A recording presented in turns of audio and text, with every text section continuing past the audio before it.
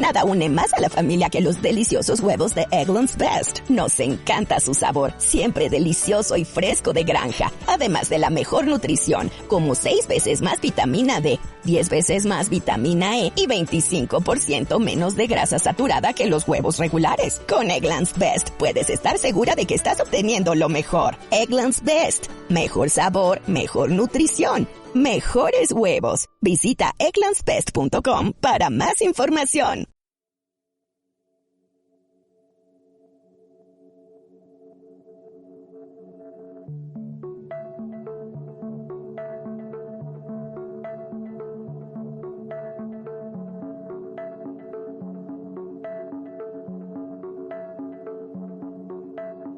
Bienvenidos a un nuevo episodio de Relatividad Creativa, un podcast donde hablaremos sobre el origen creativo de los conocidos behind the scenes de series de televisión, películas, directores, guionistas, actores y cualquier persona o narración audiovisual de ficción que entretenga con buenas razones. Este rinconcito sonoro te ayudará a desconectar un ratito mientras empleas tu tiempo libre o no tan libre. Aquí una servidora llamada Mónica va a dar paso para introducir los temillas del episodio. Quédate conmigo un poquito para saber cuáles serán. El menú de hoy se compone de un primer plato con un pequeño análisis de las razones que nos invitan a ver una peli o serie de televisión más de una, 2 y hasta incluso 3 veces. Y os lo digo yo que he sido víctima de este, amor por ver millones de veces una misma película. De segundo descubriremos capitulazos de la vida de Martin Scorsese y su relación temprana con la mafia italoamericana. Algo que se reflejará en muchas de sus películas y eso os va a interesar muchísimo. ¿Estáis listos? Pues vamos allá.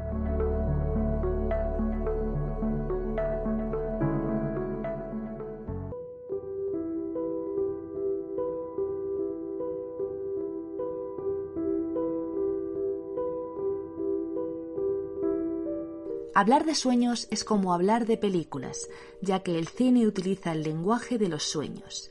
Los años pueden pasar en segundos y se pueden saltar de un lugar a otro. Es un lenguaje hecho imagen, y en el verdadero cine, cada objeto y cada luz significa algo como en un sueño. Estas palabras fueron pronunciadas por Federico Fellini. El director italiano de La Dolce Vita o 8 y medio empezó sus andanzas creativas dibujando en revistas italianas, mucho antes de dedicarse a eso que hoy llamamos cine. Una serie de películas posteriores le darían varios premios Oscar, entre los que se encuentran el premio honorífico en 1993 de manos de su actriz fetiche Sofía Loren. El entretenimiento actual en su mayoría deja mucho que desear. Últimamente vemos demasiados biopics, adaptaciones de novelas populares entre los adolescentes o innumerables series con tramas de instituto cuyos actores más bien podrían ser los padres de los estudiantes en el mundo real. No es extrañar que exista un reducido número de personas que prefieran perder su valioso tiempo en revisionar las narraciones audiovisuales que recuerdan de su infancia, pero hay una explicación psicológica para ello. Aún así, no solo trataremos esta inclinación a la nostalgia en el episodio de hoy. Vamos a intentar comprender en los próximos minutos las tendencias que nos invitan a ver una historia una y otra vez.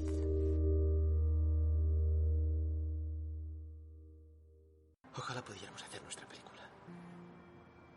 Qué buena idea. Será una gran obra dramática, como la de Tennessee Williams. Hay un tío, Johnny, un verdadero héroe americano, al que yo daré vida. Lo tiene todo. Un buen físico, buen trabajo, muchos amigos. ¿Greg? ¿Cuántas páginas tiene un guión? Luego está la chica, muy guapa, que le traiciona. Y luego Lisa, se acuesta con su mejor amigo. Al mejor amigo le llamaremos Mark. Por Mark Damon, el del talento de Mr. Ripley. Y entonces el tío este, Johnny, se vuelve loco. Decide suicidarse para que se entere el mundo entero. Y les calla la boca. Oh, es genial. Y también puede que Johnny sea vampiro. Ya veremos. Cualquier cosa por mi princesa. Después de todo lo que él hace por los demás, ¿por qué iban a hacerle...? De la mano de este fragmento de la película The Disaster Artist, quiero introducir este pequeño bloque. La película protagonizada por James Franco trae de nuevo la adaptación de una película bastante mala, pero muy respetada por su curiosa manera de contar las andanzas del famoso rodaje de la película The Room. Una fresca narrativa que atrapa y te entretiene sin hacer sentir culpable de perder un poco de tu tiempo. Desde que salimos de un confinamiento que ha cambiado a más de uno, todo el entretenimiento palomitero ha sido obligado a rediseñar su estrategia. Cualquiera que se haya fijado un poco en los estrenos habrá notado que algunas producciones se han lanzado directamente en plataformas y otras, en cambio, en la pantalla grande. Sencillamente porque no pueden poner todos los huevos en la misma cesta y hay que diversificar. En un mundo globalizado donde cada novedad se conoce casi con escasos minutos de diferencia, no es extrañar que durante casi 2 o 3 años no hubieran nuevas historias a las que hincarles el diente junto a un refresco y un cubo de palomitas. Algo que la mayoría ha podido comprobar es el empobrecimiento de ideas frescas en comparación con lo que se consumía antes de 2015. Pensar que el espectador es tonto, y lo digo muy fríamente porque es así como yo me he sentido en el último año con las pocas historias que he visto. Ha sido la premisa con la que incontables grandes empresas cinematográficas han tratado de sacar adelante un sinfín de tramas, poco desarrolladas y que buscan la emotividad y tocar la patatita para conseguir las grandes ganancias económicas a través del merchandising o los eventos para fans. Por eso, y más que nunca, el refrán «más vale malo conocido que bueno por conocer» pasa sigilosamente por la mente de cualquiera que esté en predisposición de gastar su tarde libre en ver y disfrutar de un capítulo de la serie del momento o la peli más premiada. Pues bien, actualmente las grandes productoras buscan la manera de aleccionar en la nueva moralidad bien queda. Esta tendencia inclusiva y forzada nos deja a más de uno con ganas de levantarnos y dejar a medias lo que podría haber sido todo un éxito. Series que son secuela de películas ochenteras con personajes femeninos merisú, spin-offs sobre maestros Jedi que nadie recordará cuando pase un mes del estreno, personajes reales tóxicos y romantizados cuyo mayor impacto social ha sido que la gente deseara disfrazarse de ellos e imitar su estilo de baile. Sin duda, la llamada a las salas de cine de las generaciones más jóvenes está funcionando. Solo tienes que meter a un cantante pop y sus fans irán con camisetas estampadas con su cara al próximo estreno de la peli de Marvel. Cada uno puede perder, y esto lo digo entre comillas, el tiempo como quiera y es totalmente respetable. Sin embargo, que secuelas como las de Avatar, la película autobiográfica de Spielberg, o el homenaje entre comillas en Wakanda sean las películas más valoradas tras un año 2022 muy carente de buenas intenciones en cine y series de televisión, da para preguntarse algunas cosas. ¿Estoy dispuesto a gastar las pocas horas libres que tengo a la semana en un bodrio que podría haberme ahorrado? ¿Me espero a que traiga la peli a la plataforma de streaming o me arriesgo a sufrir en compañía de desconocidos algo que no me va a dejar huella de ninguna manera? ¿Será esta serie de televisión mejor que la película de la que es secuela? Y bien, yo voto por seguir practicando el dicho antes mencionado, más vale malo conocido que bueno por conocer. Yo misma lo veo como un método de cautela antes que sufrir el doloroso pinchazo de la decepción. ¿Quién no ha revisionado algunas de las películas de su infancia? Y es interesante que decidamos gastar el tiempo con cosas ya vistas anteriormente. El tiempo es un bien muy preciado y el ritmo de nuestra vida ha cambiado considerablemente.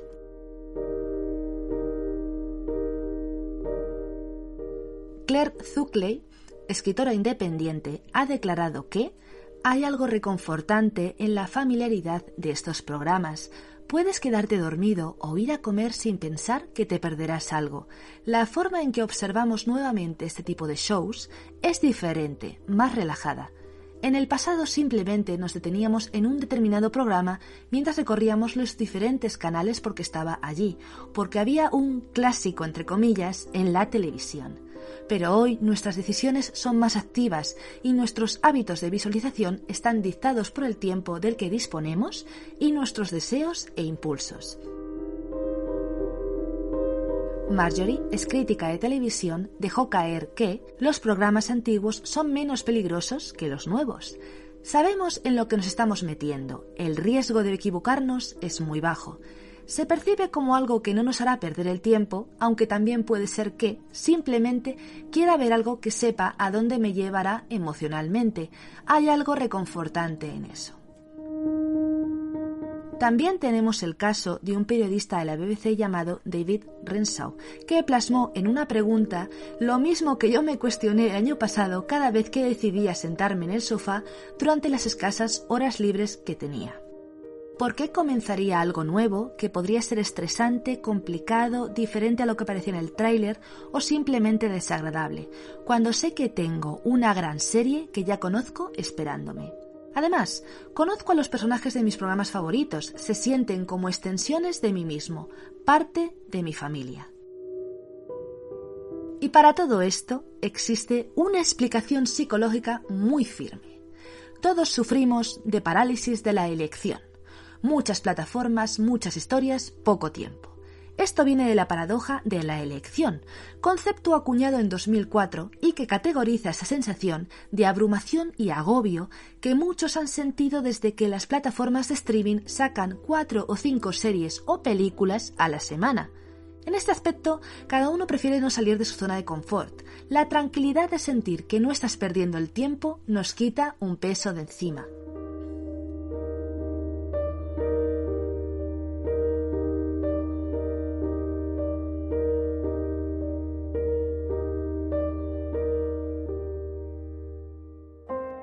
Viento del este y niebla gris anuncia que viene lo que ha de venir. Señorita Travers, bienvenida a la ciudad de Los Ángeles. Aquí huele a Jazmín. cloro y sudor. Vaya, Pamela Travers. No se imagina lo que me emociona conocerla por fin. Prefiero que me llame señorita Travers, señor Disney. Walt, a mí llámeme Walt. Hace 20 años les prometí a mis hijas que haría que Mary Poppins saliera volando de las páginas de sus libros. Sé lo que hará con ella. Dará cabriolas y brillará. Necesita que le cedas los derechos para rodar. ¡Alto! Mary Poppins no está en venta. No la convertirá en un absurdo dibujo animado. Dijo la creadora de una niñera voladora con un paraguas parlante que salvaba a los niños. ¿Cree que Mary Poppins vino a salvar a los niños? Ay, señor. ¿Y de dónde vino? Mary Poppins y los Bangs son mi familia. Mary Poppins existió de verdad. De modo que no vino a salvar a los niños, sino a su padre. Es su padre. No sabe lo que significa para mí. No la decepcionaré. Le prometo que cada vez que una persona entre en un cine, disfrutará. El audio que acabáis de escuchar pertenece a la película Al encuentro de Mr. Banks, basada en hechos reales. Revive el complicado desarrollo de producción de la famosísima película Mary Poppins, de cómo Walt Disney se las tuvo que ver con las quejas de P.L. Travers, autora de las novelas de La niñera, para llevar a la vida esta preciosa historia que esconde mucho más sobre las vivencias personales de infancia de su autora. En lo personal, me parece una adorable y cariñosa recreación del origen de una de mis películas de la infancia favoritas, muy recomendada y puede que asome alguna que otra lágrima de nostalgia. Ahondando un poco en la revisión de clásicos, quería ampliar este tema un poco más. Buscando más información, me topé con un estudio que defiende la teoría de que nos gusta revivir experiencias por el mero hecho de disfrutar el momento. Crystal Antonia Russell y Sidney Levy, dos investigadoras norteamericanas de la Universidad de Chicago, estudiaron cuáles eran los hábitos del reconsumo y definir las razones para pasar horas viendo algo que ya hemos visto. Ellas mismas mostraron que cada vez que vemos una peli por segunda, tercera o cuarta vez, obtenemos a cambio conocimientos introspectivos más profundos. Tras volver a ver una película, transcurridos varios años, nos convertimos en personas más conscientes del paso del tiempo y en seres humanos que reflexionan mucho más sobre el pasado y el presente. Incluso podemos encontrar respuestas a situaciones conflictivas que estamos viviendo y sentir un efecto terapéutico provechoso para la salud mental. Si queremos entender más esta tendencia, deberíamos fijarnos en el comportamiento de los más pequeños, empeñados en ver una y otra vez la película infantil del momento sin dar señales de cansancio por ningún sitio. Tenéis un enlace en la descripción donde podréis descargaros el estudio completo de Crystal Antonia Russell y Sidney Levy para seguir leyéndolo con más tranquilidad. En lo referente a la resolución de conflictos, la psicóloga Mónica Kruppi define mejor este asunto. El hecho de ver una y otra vez una película hace que uno pueda elaborar un tema o darle una vuelta a un problema propio. Pensamos que solo somos espectadores en el cine, pero en realidad nos identificamos con lo que estamos viendo y podemos llegar a una resolución. Se aprende a través de la experiencia de otros. A esto se le añade la afloración de acontecimientos traumáticos reprimidos. Estas declaraciones de Mónica Kruppi me recuerdan a una entrevista que le hice a Álvaro Bloch sobre el trasfondo psicológico que esconde la película El Padre, una conversación muy recomendable y que tenéis también tanto en iVoox como en YouTube. En este punto también quiero recomendaros un canal de YouTube llamado Cinema Therapy y del que os dejaré el enlace en la descripción. Sus creadores son un terapeuta y un director de cine profesional. A través de películas animadas, y no tanto, investigan las bases sanadoras que estas películas audiovisuales pueden tener en la salud mental. Muy recomendable para escucharlo en modo podcast.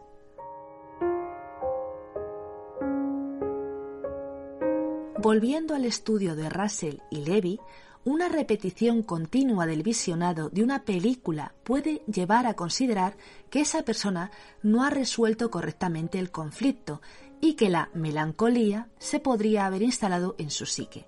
Es muy recomendable tratar con un especialista si se diera el caso. Para acabar, no es extraño que se echen de menos los clásicos, pues tal y como están las cosas en el sector últimamente, puede que te interese más cuidar tu salud mental a través de risas y lágrimas, que ya surgieron la primera vez que viste esa película. Sin duda, una buena ocasión para mimarse un poquito e incluso conocerse mejor.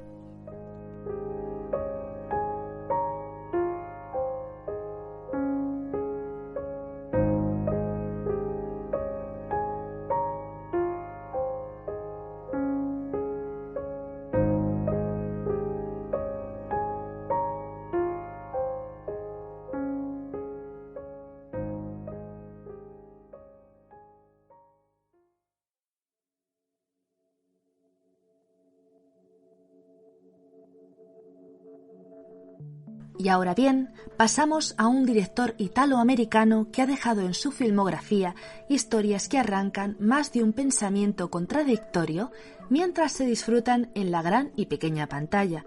Vamos a conocer su faceta más íntima y las influencias sociales que le rodearon a una temprana edad. Todo ello muy ligado a la mafia italoamericana. En Capitulazos de la vida, Martin Scorsese. Antes de nada quisiera añadir que no vamos a hablar de la extensa filmografía de las películas que tiene hechas Martin Scorsese, sino que nos vamos a centrar en su faceta creativa a la hora de narrar historias que están relacionadas con la mafia italoamericana, una parte de toda su filmografía que me parece que es el punto de partida a partir del cual salieron todas esas grandes historias que luego han protagonizado actores como Robert De Niro y Leonardo DiCaprio. Con ustedes, empezamos.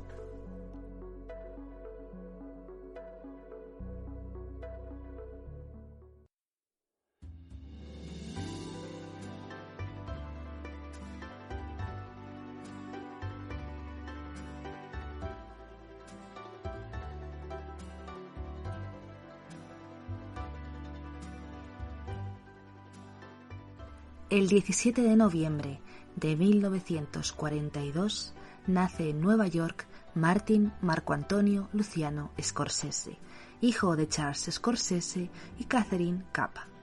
Ambos eran actores aficionados y el primero se dedicaba al planchado de ropa y la segunda era costurera. Trabajaban en el distrito Garment o Distrito de la Moda, que se encuentra entre la Quinta y la Novena Avenida.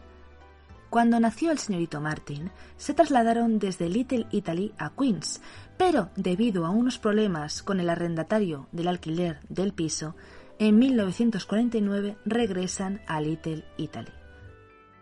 Vivían muy cerca de los abuelos maternos, que eran de Polizzi Generosa, y también de los paternos, que eran de Baucina y Cimina. Estos municipios pertenecían a Palermo, en Italia. De aquí ya viene y ya vamos conociendo estas raíces italianas que eran propias del propio director y que posteriormente plasmaría en casi cualquier obra maestra que ha llevado a cabo este director. La verdad es que el pobre Martin era bastante enfermizo y ya desde los 4 años, cuando le extirparon las amígdalas, sufrió de asma, algo que le impediría de por vida a poder practicar cualquier deporte, lo que le dio la ventaja de acompañar a sus padres a las salas de teatro y a los cines, debido a la profesión de estos como actores aficionados. El pequeño ya empezó a empaparse en Rossellini e Ingmar Bergman, ambos sus primeras influencias, pero no se quedaron atrás. También disfrutó de obras como las de John Ford y Howard Hawks. Por lo que tener asma y no poder practicar algún deporte fue una ventaja maravillosa para un niño tan pequeño. Él se movió siempre por un mundo católico, conservador y de clase obrera, y ya apuntaba maneras para convertirse en sacerdote. Él mismo expresó: en aquella época uno solo podía ser 2 cosas, gángster o sacerdote. Además, se crió rodeado del mundo criminal que pululaba a sus anchas en Little Italy. Eso sí, que sepamos, nunca se metió en problemas. Aún así, muchas veces cuando jugaba en la calle con sus amigos a la pelota, era expulsado por los dueños de los clubs cuando los grupos criminales de la mafia italoamericana se acercaban por el barrio. Cuando ya tenía edad para empezar a estudiar un futuro más o menos prometedor, mucho antes de plantearse ser director de cine, a este chiquillo se le pasó por la cabeza convertirse en sacerdote, como hemos dicho antes. Y gracias a Dios, nunca mejor dicho, que no lo hizo, pues abandonó ese camino cuando fue expulsado del Cathedral College tras un año en el seminario. Eso sí, en 1964 empezó a estudiar en la Escuela de Cine de la Universidad de Nueva York, y empezó a tener referentes y que luego posteriormente se verían también en sus películas, las famosas Centauros del Desierto de 1956, Ciudadano Kane de 1941 y Vértigo de 1958. Y empezando con las historias que él pudo contar, influenciadas por este conocimiento que él tenía desde pequeño de la mafia italoamericana con la que convivía casi a diario, tenemos como su primera película Who's That Knocking at My Door, de 1967, y que narra la historia de un católico italoamericano que está atormentado tras conocer que su novia ha sido violada. Tras hacer esta película, el propio Martin Scorsese se convierte en asistente de dirección y editor superior para Woodstock, de 1970, que curiosamente el objetivo de esta producción era convertir más de 100 horas de metraje en bruto de un concierto de rock en una película de 3 horas. Así que imagínate tú tener que revisionar 100 horas de película para reducirlo a 3. Yo creo que ni James Cameron haciendo Avatar 1 se ha enfrentado a una pelea así de increíble, vamos a decirlo. La siguiente peli relacionada con la mafia italoamericana podría ser Malas Calles, que es de las más destacadas de los comienzos del director. Un coleccionista de poca monta que trabaja para la mafia en Little Italy vive entre la tensión de su relación con una novia epiléptica y un amigo desquiciado. En tercera posición tenemos el documental Italoamericano de 1974, un documental que narra y está dedicado en su totalidad a sus padres. En siguiente posición tenemos a Goodfellas de 1990, una adaptación de la novela Wise Guy de Nicholas Pileggi. que narra las vivencias de Henry Hill y su relación con la cocaína. Ya un poco más cerca de la época contemporánea tenemos Gangs of New York de 2002, sobre las históricas peleas de las bandas y mafias mientras se desarrollaba la Guerra de Secesión y los inmigrantes irlandeses invadían Nueva York a mediados del siglo XIX. Y ya de las más recientes tendríamos El Irlandés del 2019, una historia de mafias que recuerda mucho a los comienzos de Scorsese. Se podría decir que el propio Martin Scorsese con estas películas ha creado su propio multiverso de la mafia. Pero, ¿cuáles fueron las influencias de las que bebió Martin Scorsese para dar a luz estas películas siempre protagonizadas por la mafia italoamericana? Tenemos dos. El neorrealismo italiano, que es un movimiento de posguerra de la Segunda Guerra Mundial en Italia, y que se caracteriza porque muestra en cada una de sus historias la condición social del momento histórico que se está viviendo. También es importante destacar que da un protagonismo absoluto a los sentimientos y que, curiosamente, son películas minimalistas y austeras, dos factores que caracterizan y que definen perfectamente este movimiento social. Por otro lado, tenemos el Hollywood clásico, algo de lo que estaba completamente enamorado Martin Scorsese y que veremos en películas como El Gran Aviador, que muestran la época dorada y la estética del glamour, que ya seguramente estáis pensando en algunas otras películas. Pero, ¿por qué es tan interesante la visión creativa de las historias de la mafia contada a través de los ojos de Martin Scorsese? Pues bien, en cada una de sus películas, él narra sus vivencias diarias de la infancia, lo que veía, lo que olía, lo que sentía en ese momento, y además también quiere transmitir un mensaje de pertenencia a un mundo muy singular, del que bebe desde que empezó a andar hasta que se mudó a otro sitio para seguir con su vida estudiando y realizando otras películas. Sin embargo, el tercer factor yo creo que es el más importante y es la sangre italiana que corre por las venas de Martin Scorsese y que le impulsan a contar constantemente sus orígenes y tradiciones, aportando la idea de que la familia es lo más importante. Con este punto quiero volver un poquito a recordaros el podcast anterior sobre actores que se convierten temporal o permanentemente en directores de cine. Entre los casos que sugerí fue el de Natalie Portman, que en su día ya dirigió una película que estaba narrando las vivencias de un periodista hebreo durante el conflicto de Palestina e Israel que todavía hasta ahora sigue produciéndose en ese territorio del planeta Tierra. Y es que, curiosamente, y aquí vuelvo a decir curiosamente y qué coincidencia más grande, Natalie Portman, al igual que Martin Scorsese, cuenta y narra esas experiencias, sentimientos, sensaciones, olores, incluso imágenes que ella de pequeña vio, porque ella, señores, es de Israel. Ella ha vivido el conflicto de Palestina e Israel y también Martin Scorsese ha podido vivir la época de la mafia italoamericana en lo más alto durante su infancia en Little Italy. Podemos decir así que los recuerdos es lo que muchas veces nos hace enriquecer una historia. Martin Scorsese empezó a poner mucho más de moda este tipo de películas mucho antes incluso que lo hiciera El Padrino de Coppola. La película Italo-Americano y Who's That Knocking at My Door empezó a llamar la atención de la audiencia, y esto es algo que también se le destacó porque se recuerda perfectamente que Goodfellas es de sus primeras películas y es de las que más cariño tiene muchos de sus fans. Y bien, también para terminar con el bloque de Martin Scorsese, quería comentaros que es tan influyente que ha sido metido en la lista de los 25 directores de cine más influyentes de todos los tiempos según la revista Movie Maker, y que además, según la revista Times, está en la lista de las 100 personas más influyentes del mundo.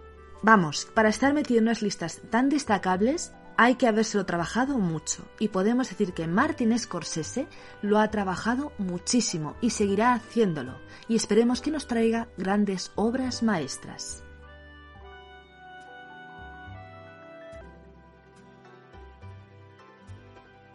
Con este sencillo e intenso episodio terminamos el programa de hoy, deseando que por unos cuantos minutos hayáis encontrado un rinconcito cinéfilo en vuestro corazón para acompañarme en este autodescubrimiento de los orígenes de la creatividad en el cine y las series de televisión. Agradecer también a las personas tan maravillosas que han decidido seguir este pequeño proyecto sonoro que me impulsa a seguir adelante con él. Muchísimas gracias. Sin nada más que añadir, un fuerte abrazo a distancia y nos escuchamos en el próximo episodio.